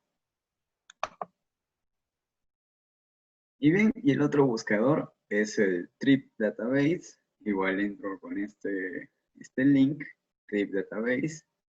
Y aquí puedo poner mi pregunta pico. Cuando colocas pico, te sale así P, I, C, O, y usted puede poner en el P la característica del paciente, en el I la intervención, en el C la comparación, en el resultado, o si no, de frente en la caja de búsqueda, ya pega el pico que se da. Aquí hemos pegado nuestro pico, ahí está, en inglés, lógico, ¿no? Porque el Trip Database está en inglés. Y vamos a tener 375 resultados. Ahora, lo bacán del Trip, en comparación al PubMed, es que en el Trip ya nos da la clasificación de la pirámide, ¿no? Entonces, lo que está de verde, todos esos estudios que están aquí de verde, corresponden a la punta de la pirámide, como podemos ver aquí, ¿no? Entonces, lo que está en la punta de la pirámide son los estudios, la revisión sistemática, las guías de práctica clínica, que nos van a dar mayor evidencia y nos van a ayudar a tomar mejores decisiones en la práctica clínica, ¿no? Luego también podemos ver que hay estudios clínicos controlados, estudios observacionales, o información para pacientes, pero todo esto ya, el rojo está más o menos a la mitad de la pirámide y el amarillo está en la base del pirámide, ¿no? Entonces, generalmente sería nuestra búsqueda en todo lo que es verdecito, ¿ya? Y aquí, por ejemplo, seleccioné que es una guía clínica del manejo de la diabetes mellitus tipo 2 de la Universidad de Michigan, del Sistema de Salud de la Universidad de Michigan, y del año 2020, ¿no? O sea, está súper actualizado. Y acá también podemos ver, ¿no? Eso es porque elegí aquí las guías clínicas de Estados Unidos, pero también podemos ver guías clínicas del Reino Unido, de Canadá, de Australia y Nueva Zelanda, o si no, la sinopsis que habíamos visto, ¿no? Entonces aquí es bastante el TRIP nos da esa solución de frente, irnos a las revisiones sistemáticas, que también podemos filtrarlo en el UpToDate. A veces esos filtros no son muy buenos, igual hay que revisar algunos estudios, pero en este TRIP sí nos da una buena selección de la evidencia clínica. Y bueno, entonces eso es todo para poder hacer nuestras búsquedas de las preguntas básicas y las preguntas específicas. Ok, entonces a ver, dudas, comentarios. Tenemos todavía unos cuantos minutos ya que empezamos un poco tarde. Así que los leo o los escucho.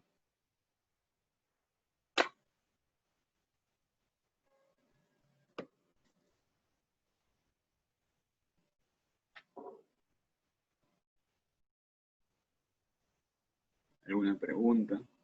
¿Algo que no haya quedado claro?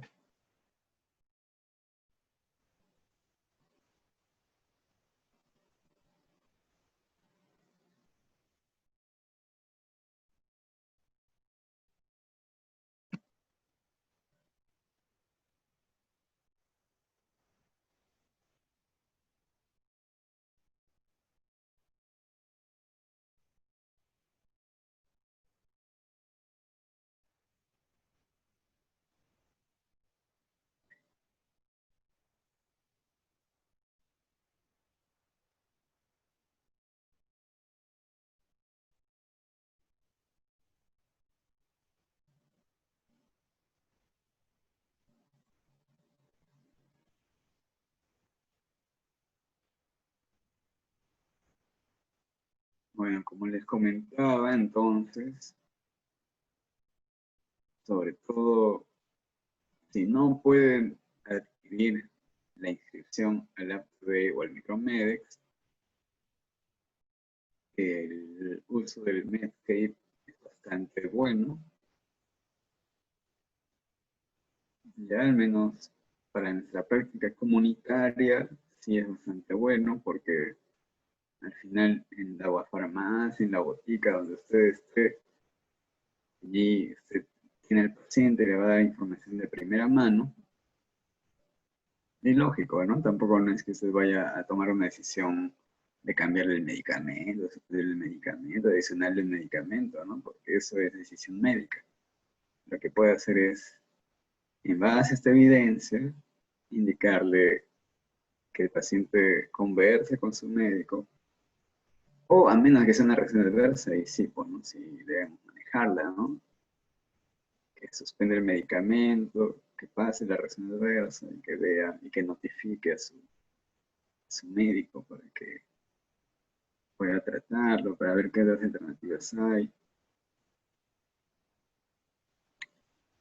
¿no? Entonces, a un nivel comunitario, Medscape y Medline, bastante buenos. En Medscape, recuerde, se va a poder ver interacciones medicamentosas.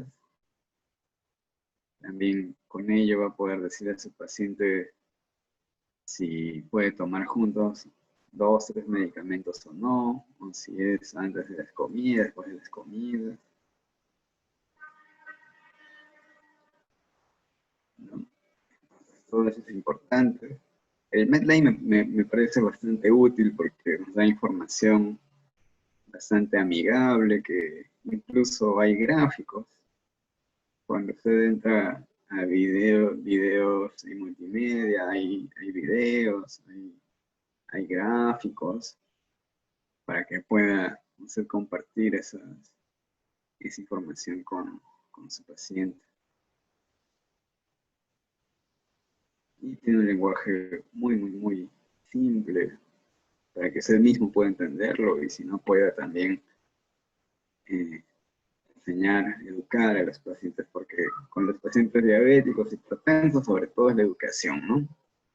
Como farmacéuticos, nuestra labor principal con ellos es ayudarlos a adherirse al tratamiento, ver cuáles son todos los factores que impiden que nuestro paciente use adecuadamente esos medicamentos. Entonces siempre primero vamos a ver si los está tomando adecuadamente, si los está usando adecuadamente, ¿no? Luego que estamos seguros que sí toma sus medicamentos, sí los usa adecuadamente, que sí se aplica la insulina correctamente en la hora adecuada, si está midiendo la cantidad que corresponde, si los antihipertensivos también los toma a la hora que corresponde, cómo está la dieta, si está consumiendo bajo en sal, bajo en azúcar, o sea, todo eso primero tenemos que descartar, ¿no? Una vez que pasamos esa valla de lo que toma o no toma, después vemos si lo que toma, o sea, si ya estamos seguros que sí está tomando, ok, ya, sí está usando los medicamentos. Ahora, esos medicamentos son efectivos, está controlando la presión, está controlando la glicemia, hay evidencia de edemas, hay evidencia de neuropatía diabética, ¿no? Entonces, diferentes aspectos que tenemos que ver, cuáles son los signos, los síntomas de las complicaciones de la hipertensión, de la diabetes, y también cuáles son los síntomas de los efectos adversos de los medicamentos. Entonces, después de ver, supongamos que sí, que ya nuestro paciente está bien controlado, está tomando todo adecuadamente, está usando adecuadamente, genial. Ahora está bien controlado sus valores, sus funciones vitales, sus valores de laboratorio, genial. Y ahora vamos a ver si hay alguna manifestación de alguna reacción adversa, ¿no? Y por ahí tal vez sale que después de 2 meses de que estaba tomando enalapril, está ahí con una carraspera y que está tose, o que eh, está, está tomando hidroclorotesida a dosis altas por mucho tiempo. Tal vez el médico le había indicado que tome 25 miligramos y después 12.5, pero se olvidó y seguía tomando 25. Entonces, en vez de hacerle orinar más bien al contrario, ya está orinando menos. Tal vez por ahí hay una injuria renal aguda, ¿no? Entonces, se tiene que evaluar todo eso, ¿ya? Y eso, en base a todo lo que acabamos de ver ahora, de cuáles son esas estrategias de búsqueda, de, del conocimiento básico, del conocimiento específico, las preguntas clínicas que nos planteemos, la estrategia PICO, todo eso nos va a ser útil para las posteriores sesiones, que es el seguimiento farmacoterapéutico en pacientes diabéticos, luego en pacientes hipertensos. ¿No? Vamos a ver un poco sobre la fisiopatología, las complicaciones, los tratamientos, y sobre todo cómo desde nuestra trinchera como farmacéuticos vamos a ver el enfoque que le damos hacia los aspectos de necesidad, efectividad y seguridad del uso de los medicamentos, ¿no? Porque finalmente ese es nuestro propósito, de proporcionar medicamentos que sean seguros, que sean efectivos, optimizar la farmacoterapia, velar por el uso racional de los medicamentos, ayudar al paciente a que llegue a los objetivos terapéuticos, y no solamente las estrategias farmacológicas, que es básicamente nuestro core, ¿no? Que es nuestro fuerte, sino las estrategias no farmacológicas, la dieta, los cambios de vida, ¿no? Toda esa educación preventiva, las medidas higiénico-dietéticas para poder contrarrestar, limitar el avance de estas enfermedades. Bueno, entonces, ¿alguna pregunta? ¿Algún comentario? ¿Alguna duda?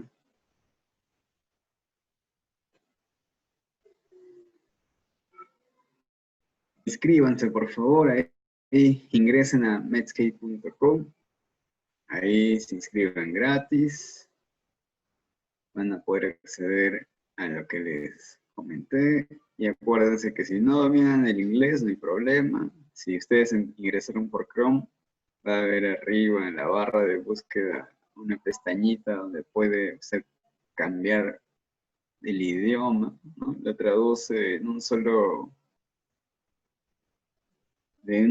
clic, traduce todo lo que está en inglés, español, y ya, ahí va a poder acceder a la información.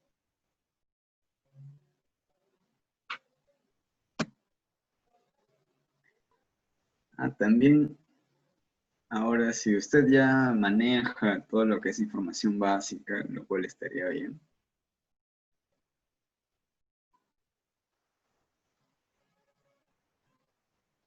También podemos buscar la información, todo lo que es la información específica. Y cuando vemos los estudios, las publicaciones científicas, los estudios de revisiones, los ensayos clínicos, estudios de cohortes, toda esa literatura científica, la mayoría está restringida, ¿no? Entonces uno solo accede al resumen, a la parte inicial, pero también podemos acceder a todo el contenido. ¿Ya? Ahora, ¿cómo se hace esto? Se hace a través de una página que se llama Sci-Hub. ¿Ya? Entonces, esa es una página rusa que sirve para desbloquear todos los estudios que están encriptados. Aquí se ve que cada estudio tiene un DOI, ¿no? Acá vemos el DOI.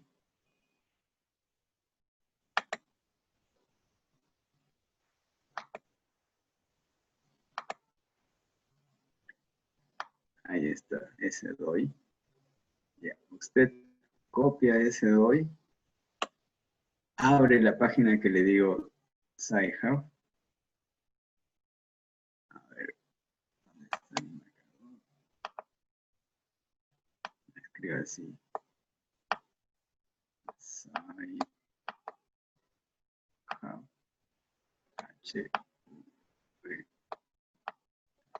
Ya. Ingresa, googlea esa página, le escribe, googlea Sci-Hub, ingresa a Sci-Hub, ahí le va a decir ingrese el DOI, copia el DOI, pega el DOI ahí en esta página del Sci-Hub, y esta página va a desbloquear este estudio y usted va a poder acceder a todo el estudio completo, en su idioma original, ¿no? A veces está en español, a veces está en inglés, a veces está en francés, a veces está en chino incluso.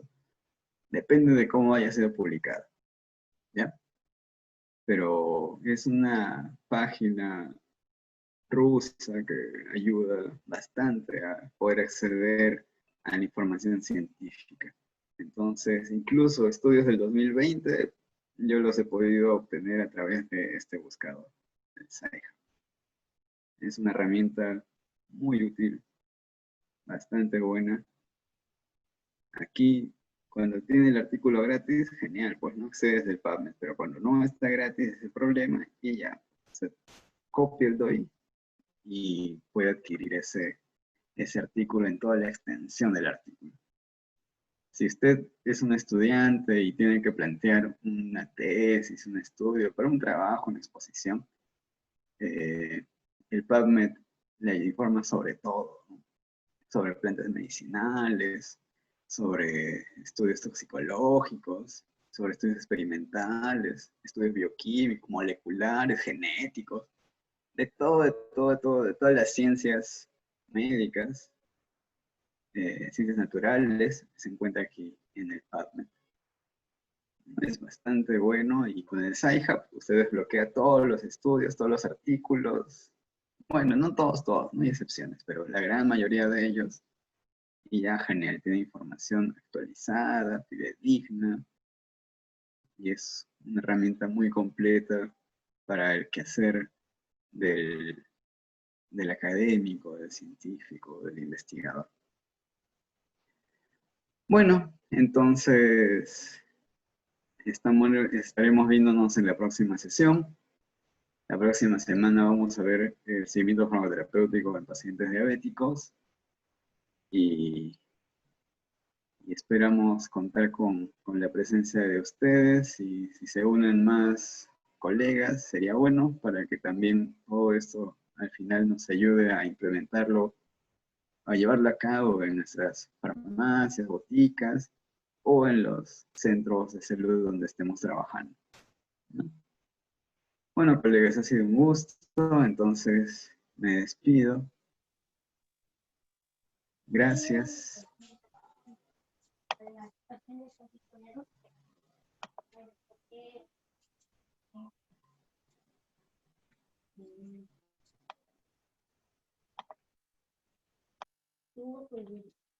Terminó. Hoy sí. Sí, me interrumpió una llamada, justo me entró llamada. ¿Y qué pasó?